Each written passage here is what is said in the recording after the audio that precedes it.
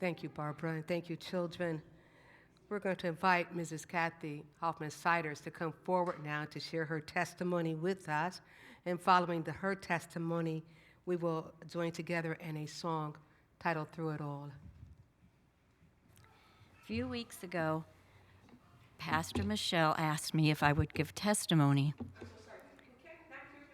Okay, there we go. A few weeks ago, Pastor asked me if I would share testimony about my faith and my prayer faith. And I thought, well, okay, everybody here pretty much knows me and knows circumstances. But then it dawned on me, maybe you don't.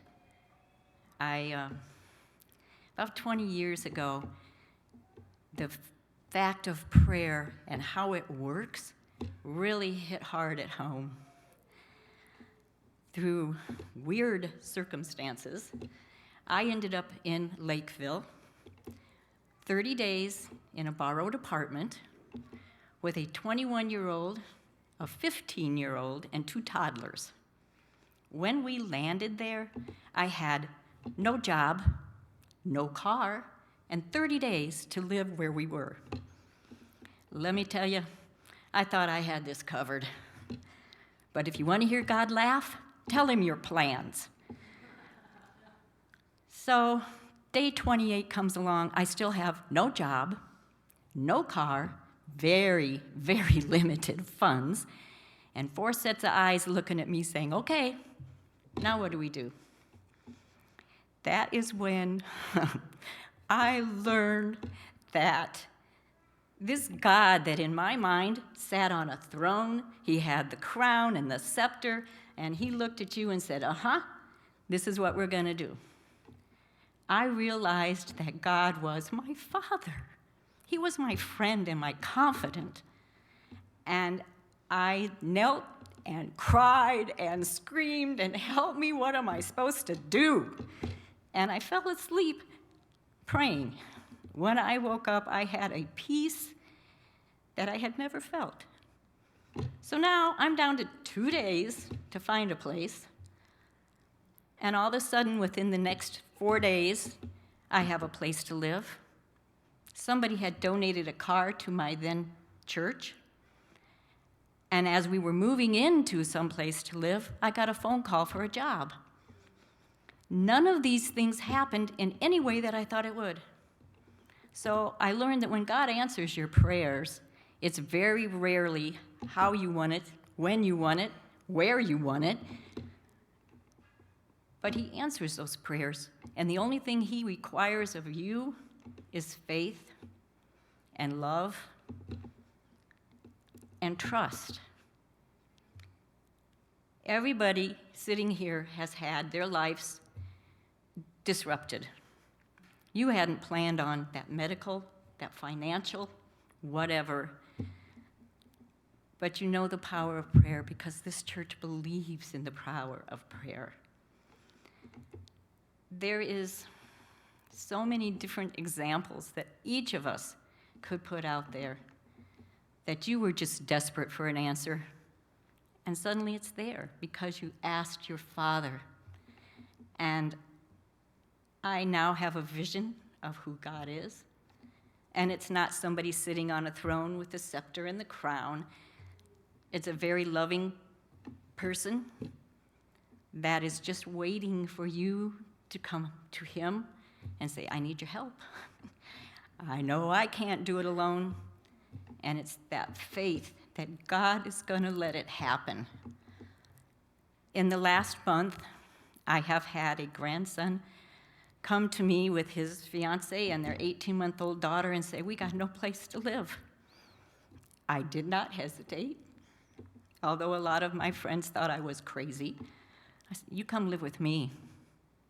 No problem. I don't have a big house. I have a little 3-bedroom house, and all 3 bedrooms were already occupied.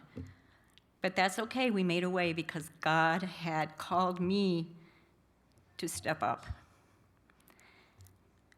Last week we sang one of my all-time favorite hymns because I think it's a conversation with God.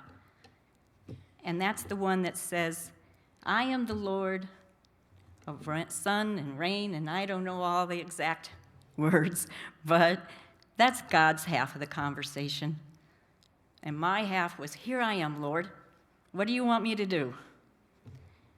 Went home that afternoon. My 17-year-old granddaughter called and said, I'll be 18 in June. My guardianships ended. I need a place to live. Can I come live with you? It was like, okay, here we go again. So I absolutely said yes. I didn't hesitate. I figured God's calling on me. Let's do what we're supposed to do. So we came up with a plan that we were going to renovate the basement. Now, this is an old basement, right? The house was built 100 years ago. But I figured God would make a way. He'd help me find a way for the supplies, for the energy, for everything we're going to need. And when I asked someone that's a volunteer at Broadway if she knew of such a place where you could get seconds or remnants or whatever for building supplies, she asked me why, and I explained. And I got the most unexpected answer. She looked at me and said, are you crazy? What are you doing? You are in your 70s. You're taking on more people in your house? How are you going to do this? How will you pay the bills? How will you feed them? And I just said, God will provide. And it was just a very simple answer on my part. It was like, it's faith. God's going to provide. And she challenged every aspect of that idea. Well, there was another good friend standing in the room, and she put her head down, and I saw this smile kind of come to her face because she's a member here. She knows me. And every time that volunteer said, how are you going to do this? And I told her, God's going to supply. Don't worry about it. That smile on my friend's face grew a little bit more, and she kind of looked like, okay, I'm not going to say anything. Well, when the volunteer left the room, my good friend turned and said, I will always call on you because I know you're going to say the right thing. So I guess I want to leave with you the idea that it doesn't matter how overwhelmed you feel. Just continue to pray and believe in it. People think I have a very cavalier way of praying. Because I, always just, hey, this is my friend, and I'm talking to him, and I'm saying, hey, Lord, let's step up here, and I will step back. Whatever your plan is, I'm either going to step up and do it, or I'm going to stand back and stay out of your way. So no matter what you've prayed for, trust in God. The last time I did that, I had a huge, overwhelming amount of money I had to raise in 4 days. Okay, guys, we all know limited income, right? Retirement. And I just started praying. That's all I could do. And in those 4 days, from totally unexpected resources, all that money just appeared. It was there when I needed it. Not extra, enough. So, yeah, God will answer your prayers. You just have to have that faith and trust and know that he's not the judgmental king on a throne. He's your friend. He's your father. Yes, you're going to pay consequences for bad decisions. That's just the way it is. But you're going to get consequences for good decisions, too. We're now going to be blessed by another testimony. Ms. Lisa Zakowski will come forward at this time. Thank you, Lisa. Thanks be to God. And thanks to Katie for reaching out to me to share my faith journey. And thank you all for listening, because I believe this is probably the first public testimony I've ever made. And it's been an interesting weekend because I've had to kind of take a look at my own life. Earlier this morning, we were talking about hindsight is 20/20, and it really is. And I'm just really thankful to be here today to share that with you. So I accepted Lord as my Lord and Savior In 1975, in the summer of 1975, I was a part of an Awanas camp. I think I was 8 years old at the time, and I took that call. I didn't really know truly what I was doing, I think, because everybody else was doing it. So I thought, well, I think I'll just accept Jesus into my life. And during that time, we chose some life prayers. And at the time, I didn't realize what those 2 verses would mean to me. But as I was looking over this weekend, I came to know that they were the perfect ones for me. The first one was Proverbs 3, 5, and 6. Trust in the Lord with all your heart and lean not on your own understanding. In all your ways acknowledge him, and he will direct your paths. And the second verse was from Philippians 4, verses 13. I can do all things through Christ who strengthens me. So after that, my family was very involved in church.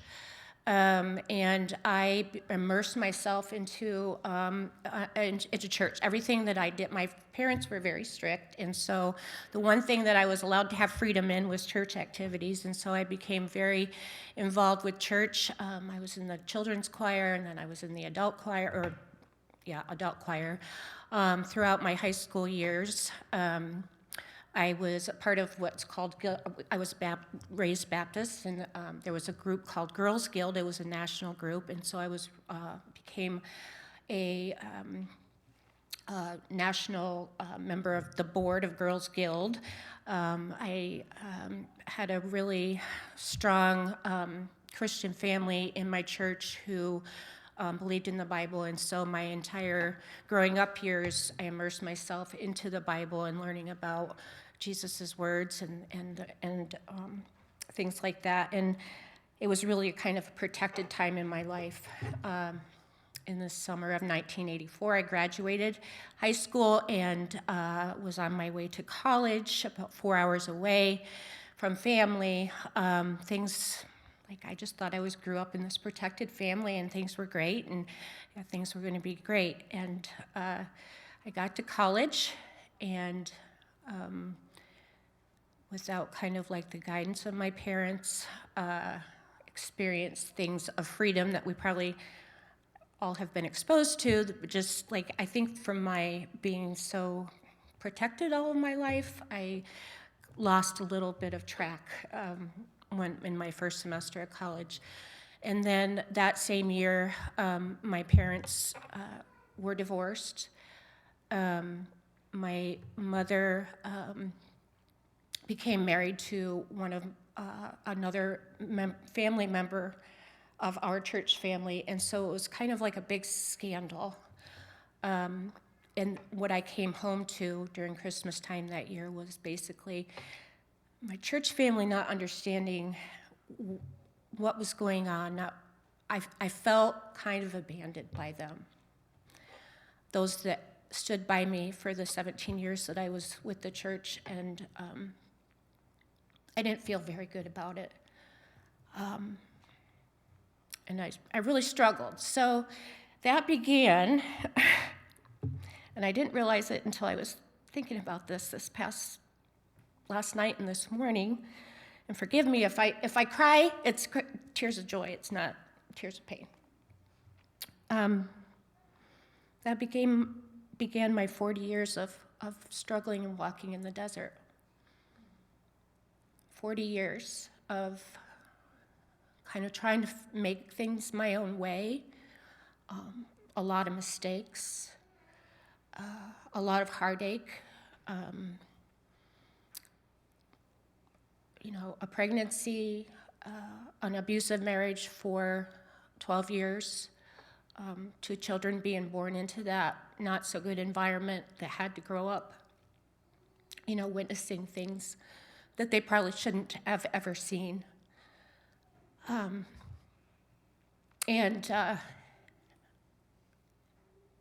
really thought, at that point that I had done something so horrible that God didn't want to have favor on me anymore. I tried going back to church, and things just, I I just never felt like I belonged or that I deserved to be there. And in 2003, I was divorced, and I met a man. I was not looking for a man at all. People just kind of find you, and we became friends, and he had a similar past that I did, and that was 20 years ago, so, I mean, it still took a lot of time to go through, but I think God put him in my life to be there for us to grow back together.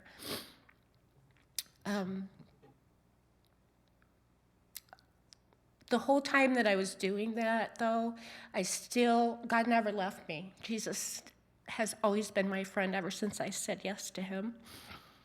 And I've been able to have that friendship with him, even in the darkest times and sometimes in the happiest times. And, I'm ashamed to say that I didn't always, it was mostly in the darkest times when I reached out and said, okay, I need this, or, or in the happy times where I'm like, oh, thank you, but just not that day-to-day relationship like he yearned for. And I know all of those years, those 40 years, he was pursuing me.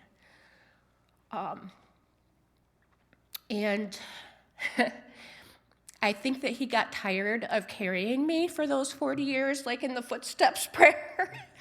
And so finally, this past May, he said, finally, Lisa, I've brought you through some things to show you, so that one day you'll be able to share the goodness that I have and the love that I have for you. And so I think you're ready to stand on your own and for me to walk beside you.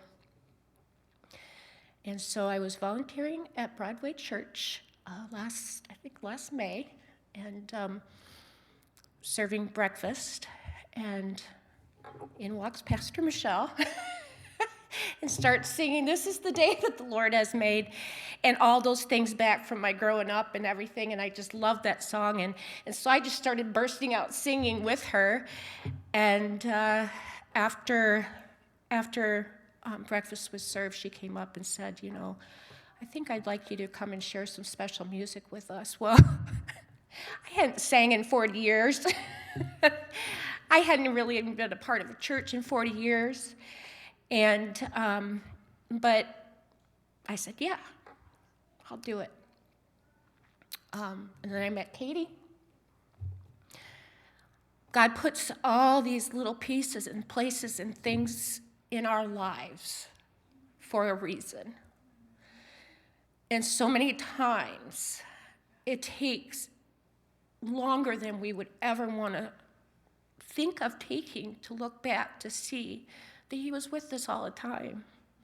He'll never leave us. It's so true. And sometimes it's those words, he'll never leave us. When you experience that, it brings an overwhelming sense of, I'm home to you. This past year, shortly after I came and shared my music, it was at one of the services, I think, and I just felt compelled to come forward for prayer during the invitation, and I didn't even know what I was up there for. And I think Pastor Michelle asked me, what would you like us to pray for? And I was like, I don't even know what to ask. And all I said was renewed relationships, and I had no idea what that prayer meant.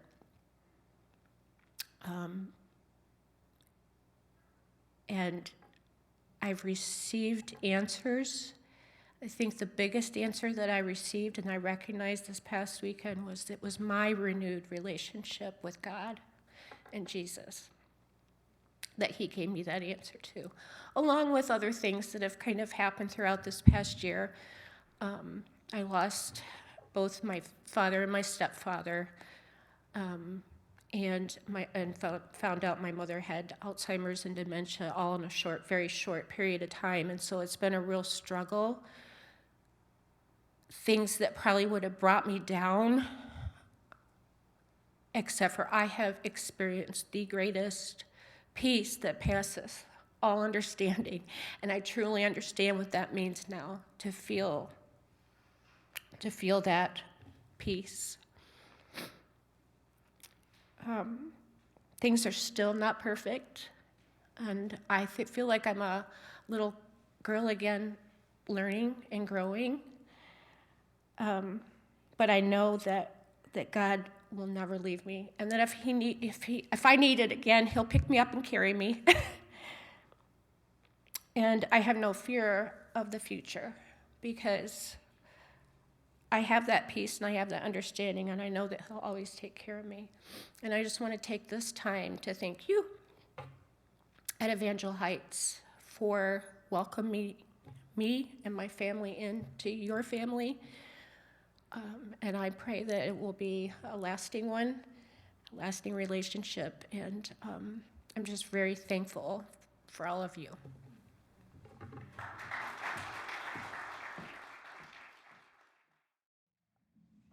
Our final testimony today will come from Rick Van Wetzel, followed by special music, Heart of God, sung by John Perry.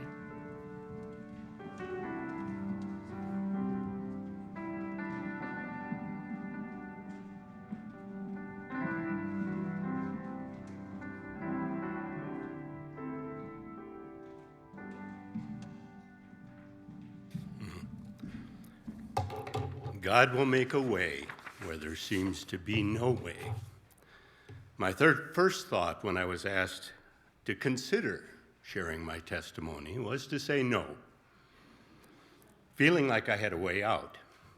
And much like Moses when he argued with God about his call to bring the Israelites out of Egypt, "Pardon your servant, Lord. Please send someone else." And yet, here I am. To understand the changes that God has made in my life, you need to know from whence I came. I grew up in a Christian home, born in Minnesota, and grew up in a small town in the oil fields of North Dakota. And I would have been content to spend my life there. But even then, it appears that God had other plans. I am, and I always have been, and still am today, an introvert, deeply uncomfortable in new situations or with groups of people. I am never the life of the party, and if I can avoid it, I'm not at the party. Coupled with that, I have an inherent lack of self-confidence, as do many introverts. The feeling that what I have to offer is not good enough. I resonate with Moses, who said to God, "I'm not very good with words. I never have been, and I'm not now, even though you have spoken to me. I get tongue-tied and my words get tangled. And just like Moses, because it takes me time to develop my thoughts, I'm non-confrontational. So rather than learning how to cope, I learned how to avoid situations where I was not comfortable, hoping to go unnoticed. So much so that while in college, I would sit silent through classes where group participation was a significant portion of the grade. Not because I had nothing to say, but because by the time I figured out how I wanted to say what I had to say, they'd moved on to another topic, and I had to start all over again. I met Barbara while we were both attending North Dakota State University. How I worked up the courage to ask her to marry me remains a mystery, yet I did. We were married, Barb graduated, and after college, we moved back to my hometown where I went to work in my father's business, and we began to start our life together. I thought, again, I would be content to stay there. But God had other plans, and we began to feel discontented. When my father offered me an opportunity to start my own business, knowing nothing about running a business, I agreed and moved my young family to another community in north-central North Dakota. And there we joined the small Church of the Nazarene that truly was growing young. The church was mostly retired farmers, but they called a young pastor and his wife who had a vision to grow the church, and young couples like us began to join, and the church grew. And it was among that congregation that God began working in earnest to bring me where I am today.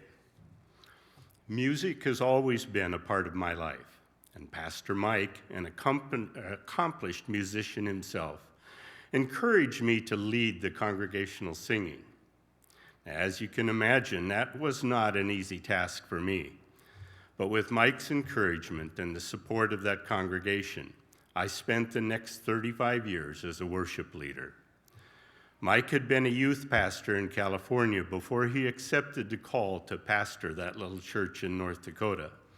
And he brought with him a new form of church music, contemporary Christian music, that still resonates with me today. And as often happens in churches, Pastor Mike left our church to accept the call to another church, but he and his family remained close friends. So much so that when the world price of crude oil dropped in the early 1980s, my job and many jobs in the oil field went away, and jobs were scarce. So once again, I uprooted my family, and we moved here to Indiana in 1988, where Mike was pastor of Family Bible Fellowship in rural Walkerton. I flew down in late March at his urging because jobs were plentiful, and I stayed with him and his family while Barb and our children finished school, and then they joined me. We joined that church, and I continued to lead music until we closed the church, and we joined Evangel Heights. Fast forward to today, I'm still not comfortable in front of people. I'm not comfortable here right now. I am not comfortable as a liturgist. I am not comfortable as a singer. I prefer to be in the background and to let others be the leaders, but here I am, and I'm learning to cope. My favorite Bible verse is Jeremiah 29:11. For I know the plans I have for you, plans to give you hope and a future. It appears that future is here in Indiana at Evangel Heights. I close this morning with the words of the songwriter Joel Hemphill, who wrote, "He's still working on me to make me what I ought to be. It took him just a week to make the sun and the stars, the moon and the earth, and Jupiter and Mars. How loving and patient he must be, for he's still working on me."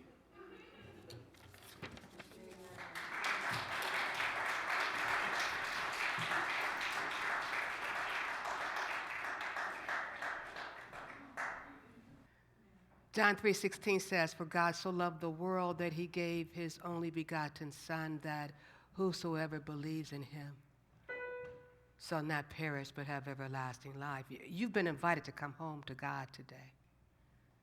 And for those of you who have never thought about having a relationship with God through Jesus Christ, the gift of the testimonies, I would suggest to you, lets you know that it would be good to have a relationship with God through Jesus Christ, because this life is a challenging life. And God loves you so much that God doesn't want you to go through this life on your own trying to figure things out. So the invitation is for you to invite Jesus Christ into your life, God's gift to you, so that you can experience that fullness of life with God that you've been hearing about through our testimonies. And then there are those who may be present today. You have a relationship, but you will acknowledge that it's not the intimate, deep relationship. You know the words to say, you know the prayers to pray, but the relationship, the intimacy, it's just not there. This is the day to draw closer to Jesus Christ, so that literally when you speak his name, it's not just a name in the air, but it's talking to that intimate friend who loves you and who desires to walk with you and to guide you. And then there are those of us who've been walking with Jesus, and we recognize on this journey called life, we just need a more intimate, close relationship with Jesus.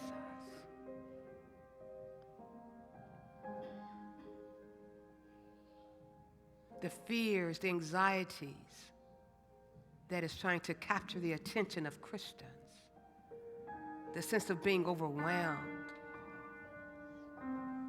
We need to remember what several of our gracious speakers of the word shared with us today, that no matter what, Jesus will be with us. And then there are those of you who may be in need of prayer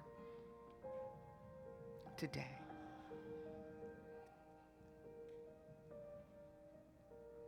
If you need prayer today, prayer warriors are available today to pray with you. Warriors, raise your hands once again, please.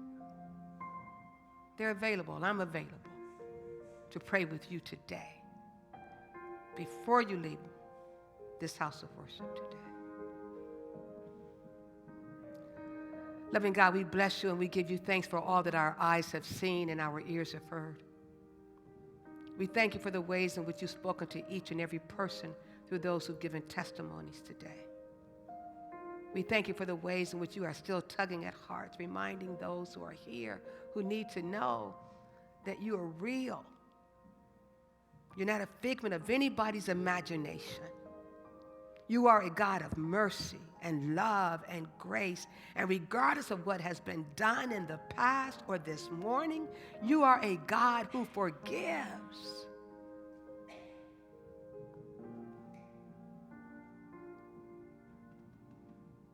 And so this day, continue to speak, continue to touch, continue to minister to those who especially believe you don't want anything to do with them right now. Let them know.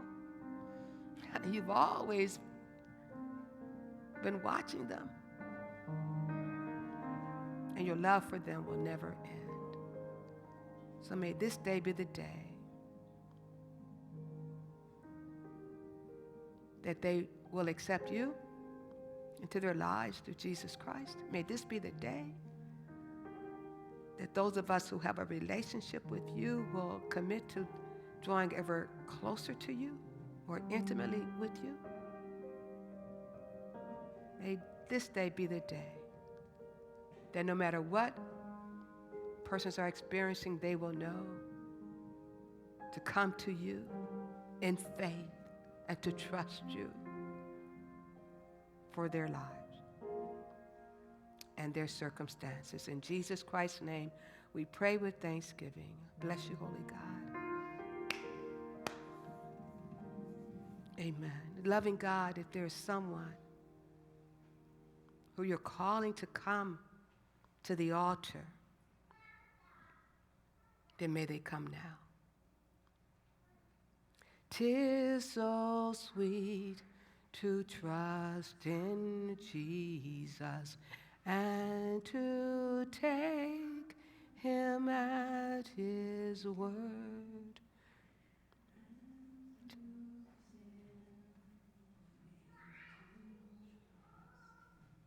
Just to know, thus saith the Lord. Bless you.